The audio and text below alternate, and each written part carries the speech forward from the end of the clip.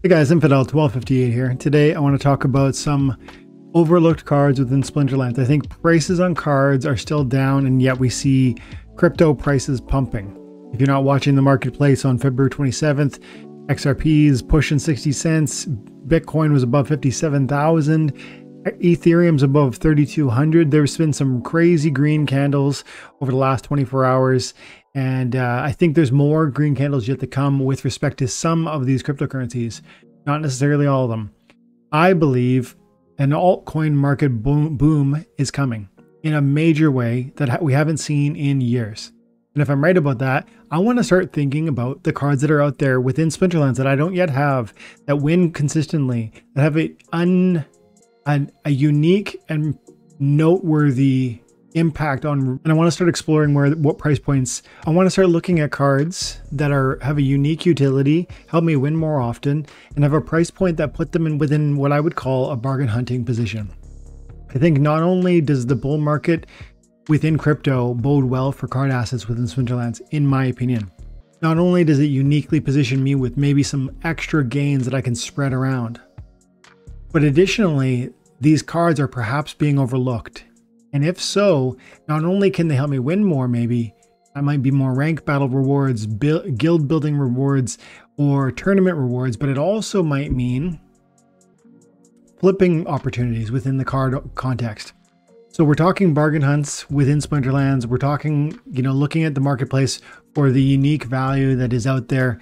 Let's get into it. If you're new to my channel, my name is Dwayne Cunningham. I go by Infidel1258. And you can call me 12. Leave your comments or questions on any video, and I will try to read them. And if I respond to your comment, I would love to send a thank you. So leave your IGN.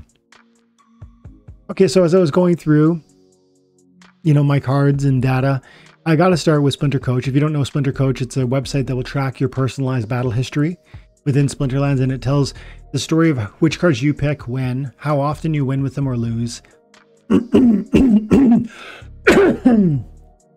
Not only that, it's going to show you connections that you're making. Because when you look at Lily Shieldpaw as a card I play often, you see the record there, but you can click on it and see lifetime or current month. You can see overall stats or mana cap specific windows of information. So within mana cap, do you want to look at low mana, high mana, medium mana, or do you want to come in and look at specific rule sets? Like, how do I play Lily Shieldpaw? Do I play it specifically in a certain given rule set? Maybe I probably play it a lot within Scattershot. Explosive weaponry. I'm actually surprised. I would have thought I played it more within the context of that rule set. But however you want to break down the data, there's a million ways to do that with SplinterCoach. And so using SplinterCoach, I definitely have formulated my thoughts before we started recording here. And I do think it's really important to see over the last month, what am I playing with? How often am I winning within those cards? And then what monsters am I partnering with? Lily Shieldpaw 27 and 12, we're going to get into that. It's definitely on my list. I'm going to quickly give you a rundown of the summoners and some of the cards that I've noted as having been particularly powerful. I'll show you some of the data here. Shieldpaw is top of the list. If you don't have a Shieldpaw and you're playing, and I'm going to be focusing on modern, by the way, for this video. It doesn't mean every one of these cards is going to be exclusively modern, and at one point in the future, these will not be modern because they will roll out of and into the wild. But for now, the list of cards I'm approaching is primarily from the perspective of modern. So Shieldpaw is top of the list. If you don't have a Shieldpaw, this wins too often not to strongly consider. Plus, Chaos Legion are still being overlooked, and the price points, though Shieldpaw has pumped in price recently, it certainly has a long way to go as you compare it to other cards, which we'll see. Quixodevious is also on that list, and as you can see there, 15 and 17 versus 27 and 12. So Shieldpaw far dominant compared to Quixodevious, but absolutely Quixodevious playing in a lot of situations and winning a pretty consistent number of times. Again, a relatively cheap card, which we'll pull up that data in a minute. Thaddeus Brood is one that I consistently play with a lot. Now, is it as much as those other cards? No. But it's a 7 and 6 record. Is a strong this month. That's 27 days of data. It's finding its way into the rotation. It's a rare summoner. It's relatively inexpensive. It's one of the cheapest summoners, I believe, from the Chaos Legion deck. And I do think you got to find this as one of the bargains. And finally, General Salone is the final summoner that I'm looking at. Now, I have to scroll a long way down to find Sloan. Where is he? There he is.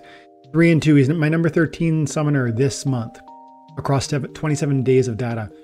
But suffice it to say, I expect the price point is one of the cheapest with Sloan. That's important, especially if you don't have these assets and we're talking about adding value, adding utility. That's on my picture. So those are my 4 summoners.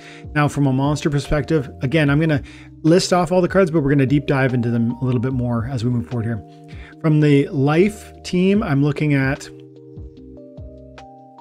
Adelaide Brightwing, right out the gate, 11 and 5 for on my month. Amazing card. Functional in a lot of different scenarios at various league levels. Such a great card. Benari Crystalsmith, Pellicer Conjurer, Jin Renova. There's the Crystalsmith, there's the Conjurer. Jin Renova's a little lower down on the list, but still a consistent 5 and 4 on the month. Then we're slipping over to Dragon. I'm not going to go every Splinter. I specifically am looking at Life, Dragon, and Death. Oh, Water and Death. From the Dragon, you got it. Oshar Constantia is constantly at the top, and it plays so often. It fits really well in with the Lily Shield Paw, and giving you that reflection shield in that second spot. I'd say it's like almost a 1-2. And the Chaos Dragon is clutch, fits into so many scenarios. The mana is high, certainly, but man, is that powerful. Naga Assassin, I don't play it nearly as much, but you know, for 2 mana, it's such a flexible card to throw in there. If you got that, you got the extra 2 mana, it's a great addition. A lot of these cards, Chaos Legion, not all of them, but again, Chaos Legion, one of those sets that we just continue to, you know, the prices are lowest amongst them. We're talking about finding value and usefulness for a good price point. So that's obviously going to push us toward Chaos Legion. Carnage Titan is on my list from the Dragon Splinter, 5 and 4. Very powerful. You know, I think I could play this more often even. Very strong card. And then one card that slips out of Chaos and goes into, we see the Runesayer Savea. Look at that, 5 and 7. Now, I don't play it constantly, but man, when I do play it, this thing contributes in a meaningful way. And I think I'm going to see more and more synergies where I start to feel this, you know, I start to find my way with this card a bit more, or maybe as I get personally Grimbarden Smith, which I don't currently have, but when I do, this will certainly help with that repair, and that, well, the cleanse is irrelevant in that context, but the repair is certainly important. And so I think this card is powerful, and I think it's going to have even more usefulness as I learn it better and sort of supply some partners for it. So that's on my list. Then we're moving into Water, and these are going to not surprise you, these cards. We're starting with Bakjira. The win record is still extremely high. Maybe it's even higher now with the Weapons Trainer becoming what it is. Merdali Guardian, Deep Lurker, Angelic Brendan, Wave Brood, Pellicor Bandit. Actually, I didn't put that one on my official list, but if you didn't already have it, of course. Demon Shark, River Helendale, all amazing cards that contribute in a meaningful way. Water, to me, Water, Death, and Life, and Dragon are the splinters that I'm finding are the most powerful for the price concern, or for the limited sort of investment. And let's slip over to Death before we go deep dive onto the market. With Death, there's a lot of my cards that do win end up being my wild cards, like Cursed Slimeball, Shadowy Presence, Undead Priest. So I'm not talking to you about those ones because I think most of you are going to be fixated on the SPS earnings that are available in the Modern League. And I should note that will be even more beneficial, powerful, significant in the coming weeks. We know when they change the reward structure, the rewards will no longer include SPS in the loot chests. That'll be a time where being in the Modern is going to be so much more impactful. Therefore, let's talk about Modern cards. Riftwing is currently a Modern card. I think it's high on the list. Now, I only got a 3 and 3 record with that, but that's not nothing. And again, it's a Chaos card, which means it's less expensive. Corpse Fiend is my first Fiend that I'm talking about on any of these splinters. I would recommend, if we had the money, all the Fiends are of course valuable, that 0 mana.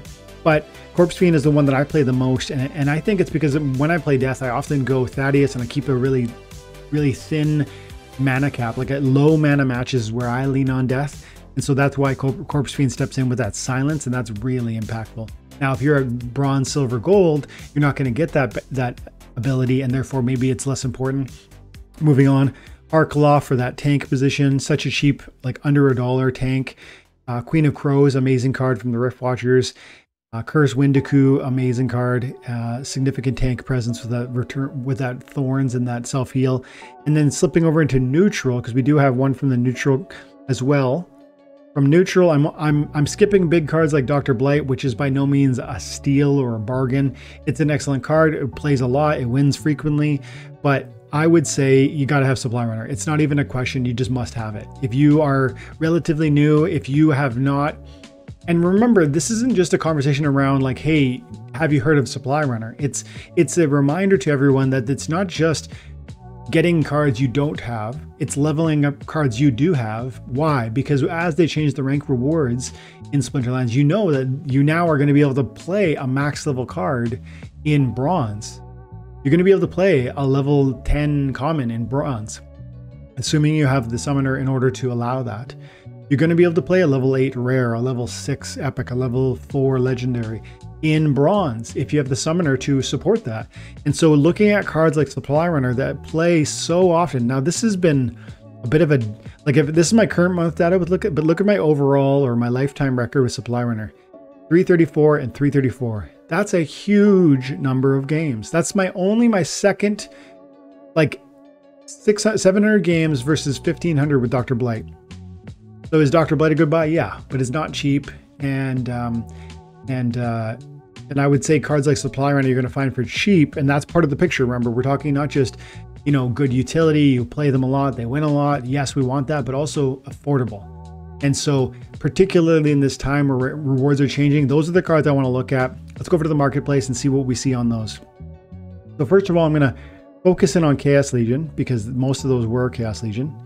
And we're going to, because the splinters I chose were water, life, death, dragon, and neutral.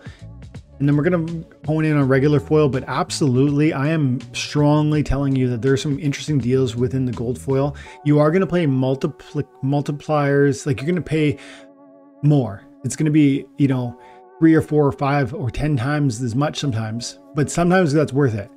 But for today, with this context in this video, I want to focus on the regular foils.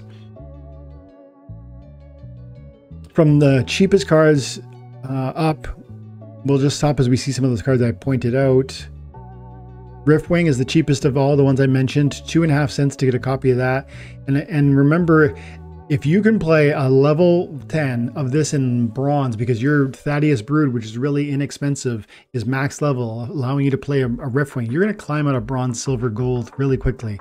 This is a time to start to get yourself ready. I bet most of you have thought about your deck construction within the context of I'm play at silver, I play at gold, or I play at gold, but one day I'm going to play at diamond. And so maybe I have 1 or 2 cards as time and money permits that are upgraded appropriately to my goal league level. But what I'm saying is right now is the time to start planning for your goal league level. Like you have a plan to play in gold. Well, make the purchases now or soon as budget and timing allow, especially with the cards that you think makes the most impact, maybe some of the cards I'm mentioning in this video, and do it, you know, before those rank reward changes are implemented, because I suspect you'll see more and more people chasing after the same few supply cards, limited supply cards, in order to level up their deck so they can climb faster. Because it's far more interesting to own a max Riftwing when you can actually use it, as opposed to one day in the future I might use it, or one day in the future it might be worth more money because of appreciation. Well, no, I actually can use a level 10 in silver. That's important. So Riftwing's on the list, really inexpensive at this moment. Supply Runner number 2 from the cards on my list. Again, 2 cents each. There's 457 copies. That's a lot of copies, and many of those are higher BCX, so it's lots of BCX. But is this going to last forever? I don't think so. And I've been a proponent of saying that with respect to Chaos Legion, that we are going to get to a place where there's going to be a lack of supply. I think one of the triggers that are going to provoke that is going to be that transformation within the rank rewards. If you think so too, you know, you might disagree with me on Supply Runner, or you might have Supply Runner in abundance already, but think this through for whatever cards you've always said, I know I want that max copied, I want that maxed out. Well, now is a really important time to think those things through. Over the next couple of weeks, it's going to be a transition. I think at the end of February, the first bit of the rank reward changes are coming in, and then later they're implementing the removal of SPS from the loot chest, I believe is how it was happening, with a date on that that wasn't 100% confirmed. So Griffwing 2 cents, for Supply Runner 2 cents. Lots of copies currently available. Let's see. Not saying these other cards aren't valuable, but again, looking at the full picture of how often I play them, do they have an affordable summoner, and do they consistently and significantly improve my ability to win? Deep Lurker is definitely all of those. 5.5 cents. The copies of this really have shrunk recently because of the point that I raised earlier. People absolutely have come forward and started buying up some deep lurkers, and but we're still a very reasonable 5.5 cents per BCX, and you can probably get, you know, whatever you're looking for. There's 40 copies right there at 6.5 cents. Now 5.5 cents is only a few copies. 6 cents, 7 cents is happening pretty quick. So you can see if you wanted 400 copies of this, if you wanted 100 copies of this, you're moving the market. And you know, is there 20 people out there that need that card? I bet there is. Is there 1,000 people out there that in the very near future will want that card? I bet there is. That's what we're talking about. There's Angelic Mandarin at 6 cents, Cursed Windiku at 11. That's a big jump up. Demon Shark at 10 cents. Murdeli Guardian. Now these cards are still relatively cheap from a perspective of like what cards used to be, as well as where they ultimately could go for the usefulness they're offering. I think it's reasonable now as we look at the impact and the desirability of staying within Modern. I would say it is the case that most people are going to want to get Rift Watchers or Rebellion over Chaos. But man, the reason we aren't featuring a lot of those cards is the premiums on those. They're significant. There's just not nearly enough packs available or that have been opened. So we are staying really cheap to get these things so far. We're starting to get into our summoners, and look, there's General Sloan, the first summoner that show up in the list. These are all organized by price point. 35 cents per, or 26 if you buy a max. Look at that. 26 cents per BCX if you buy 84 copies. That's going to be 1 copy off of level 7. That's going to be really significant. $20 for that card. That to me is a no-brainer if you don't have it, especially when the rewards within the game change. There's Thaddeus Brood. This one plays more often and wins more often, and is, you know, still a very reasonable price for almost the same level, almost exactly the same number of BCX. You're going 33 cents a BCX. And then finally, the other two that there were some dragons that we didn't touch on yet, but there's Corpse Fiend getting a $1.40 per BCX. There's our River Hellendale $1.40, Carnage Titan $1.80, Chaos Dragon $2.60, Adelaide $2.30, Bakjir $3.70. Some of these prices already have ticked up. Well, you know, I think Bakjir was about $2 to $3, you know, a few weeks ago, ticking up a little, but still very reasonable. Lily Shieldpaw was $7, $8. Now we're at 10. Very reasonable. There's Quix Devious at 6. I would definitely pick Shieldpaw over Devious, but if you can afford both, that'd be interesting to me. So those are some of the best cards and the cheapest cards, and I showed you data. I talked to you a little bit about why those ones, because they fit. The summoners allow, they're the cheapest sort of summoners, but they also win the most frequently, and therefore those are some of the cards that really impact you. And again, it's not just that you haven't heard about them or like, hey, you know, maybe you should buy it. It's about, hey, maybe you should upgrade it because I know you already have it. Most people have Chaos, but again, the rank reward changes mean a new way of playing. And so the question is, are you prepared for that transformation in Splinterlands? Being ready before others will is going to be an advantage to those who are, and it'll cost those who aren't. That's my 2 cents, and I wonder if you agree with me. Like I said earlier, I definitely do think that there's interesting cases for looking outside of Chaos Legion, maybe looking at Rebellion. But man, these price points are at a premium because of things like the airdrops, as well as the whole process within the Mage Wagons, and the fact that so few packs have been opened. They're exciting, they're powerful, but man, I own some of them, and yet none of their data was really showing up on my Splintercoach data. Doesn't mean I'm not playing them. I am. Like if I go into water, I can show you that I am playing NS Soothsayer right down there at 49th on my blue team. Dark Dead Blast, number 54 on my blue team. They're strong cards, they win, but they just don't compare to some of the other blue cards that are out there. And when you look at the price point, again, value, not just the price, but the value. There's Captain Fellblade, another card I use and play with. But man, they don't play as much. They are significantly more expensive. And so again, how can I move the needle maximally for the least dollar investment? So I'm pointing you towards those Chaos Legion cards for the most part. And I would be specifically looking at Dragon, Water, Death, and Light. maybe in that order. And those summoners, man, they are very affordable right now, especially for some of those Chaos Legion ones. You don't already have them maxed out. And maybe if you have been playing at silver or gold, it's time to level that up before the herd starts coming chasing after those summoners in particular. Because that's going to be one of the best ways to climb out of whatever league you've been locked in. Having the right cards, the leveled up cards. You're going to steamroll silver opponents if you're rolling with a gold deck. I'm going to leave it there. Thank you so much for your time and attention. I hope you have an amazing day. God bless.